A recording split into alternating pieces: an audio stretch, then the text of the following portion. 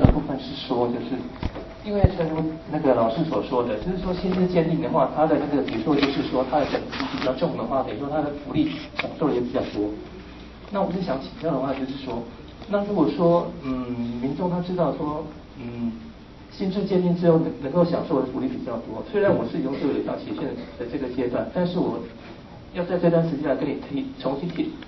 出重建的话，不知道是不是可以？如果不可以的话，你理由是在哪里？是不是有法院的依据？然后第二个就是说，如果可以的话，那我民众我根本不需要等到104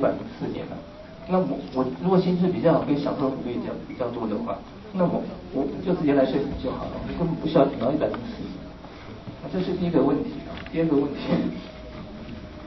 问题就是说哈，我是觉得说市政府的这个鉴定的这个提供流程图的部分哈，我是觉得说像这个异议的部分哈，你要提出异议的话，要在总区公，因为民众重建的话，第一个要到区公所领表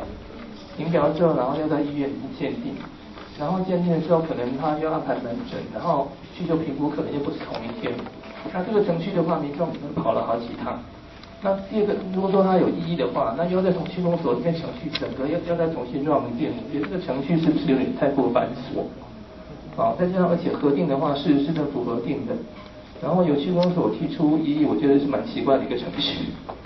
第三个问题就是说，因为陈如老师所说的薪资鉴定的话，对身心障碍的冲击非常大。那有可能是说，比如说，例如说用听障的从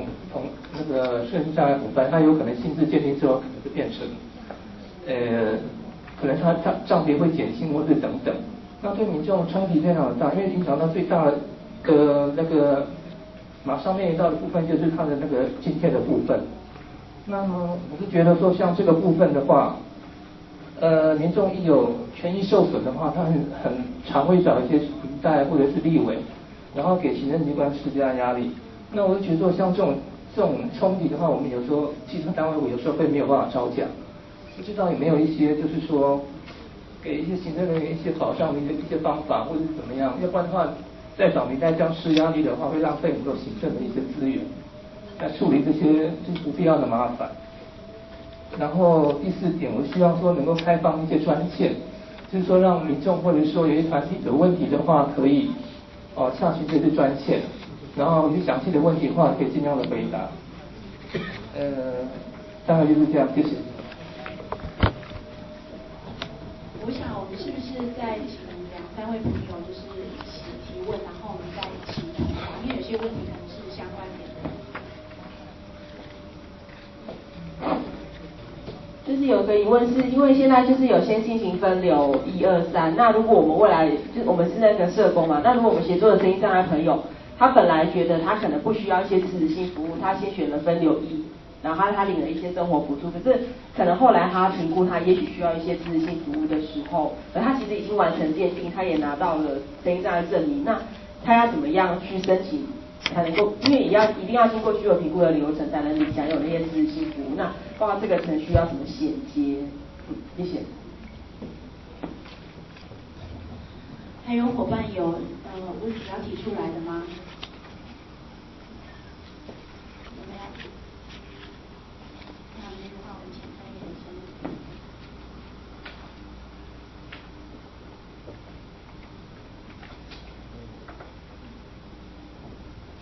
各位伙伴大家好。首先大家的一些问题跟大家做一点说明哦。至于第一个问题就是永久有效这个部分哦，有提到说福利的增加或者增加，变重它会增加福利哦，这个部分的确刚才我想廖督导说的讲得很清楚，的确在7月10号有些福利是新增的，但是我觉得这个可能请永久有效的现在朋友去评估一下哦，的确你要看你的需求到底在哪，比如说你真的需要一些新增的生活重建或者是那个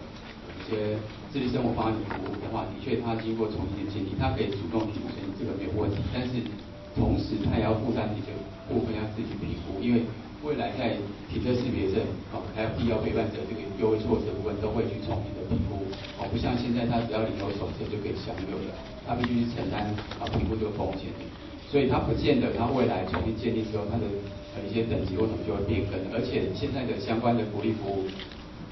其实大部分的一些服务的标准的提供都跟过去没有太大的差别。在等级的部分完全基本上是大致都是相同的，所以可以请他不用急着去做这部分处理。除非他真的需要一些特别新增的一些福利服务，他必须经过重新建立跟需求评估这个过程。这个可以请永久有效这个民众可以稍微先等到104，因为在这104天换证以前，他所有原来的福利服务的所有的流程都可以去享用。所以这个他可以再自己去评估一下。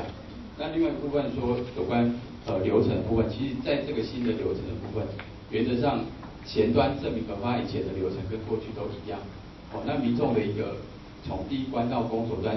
领取申请表、鉴定表到医院去办理鉴定，这个流程基本上都是一样的。民众一个跟过去也是一样的。那至于需求评估的部分，如果他的福利，刚才有一个伙伴有提到说分流，他不需要其他福利的话，我们不会再去打扰他。那如果他需要其他福利，也是由我们去家里，或者是用怎么样方式跟他约一个地点做进行需求评估。所以对民众来讲，我们尽量减少他的困扰。那至于异议的申复，我想这个至于在公所端也是因为可能有利民众的去渐变性来讲，所以才会把它设在公所端这个部分。那另外一部分会担心说以后重新鉴定到底它的账别等级会不会改变，会不会影响？经过卫生署的一个评估分析，大部分的民众他不会有账别或等级上面的变更，除非他过去原来的这个鉴定本来就是有严重的错误，否则的话，他新的鉴定不会有太大的变动。另外，为了维持现在的他如果真的想要维持他原来手册上面的账别跟等级，他有另外一个方式可以处理。第一个方式当然是重新鉴定，再重新依照新的工具去做新的鉴定。另外方式，他也可以申请用他原来手册上面的这个等级账别等级直接换发新的鉴定报告，也就是说他不用经过医师的重新诊断，他可以换发新的一个鉴定报告给他，然后再进行后面的医院进行一些缓刑因素的一个评估。所以他在他的账别跟等级部分都不会有影响。所以民众有2种方式可以提出申请，这个民众可以自己去判定。但是申请核发新的鉴定报告部分，他只会给他的效期到104年的7月10号。一旦到104年的7月10号，他还是要依照新的鉴定流程再走一次。这个是一个选择的方式。那至于分流的部分，他完成之后，他可以随时提出需求评估，当然是可以的。因为不代表说他这个阶段完成，他的需求不会改变，只要他需求有改变，他就可以随时提出需求评估。那当然鉴定段是5年到了才会重新鉴定他这个工作。这样说。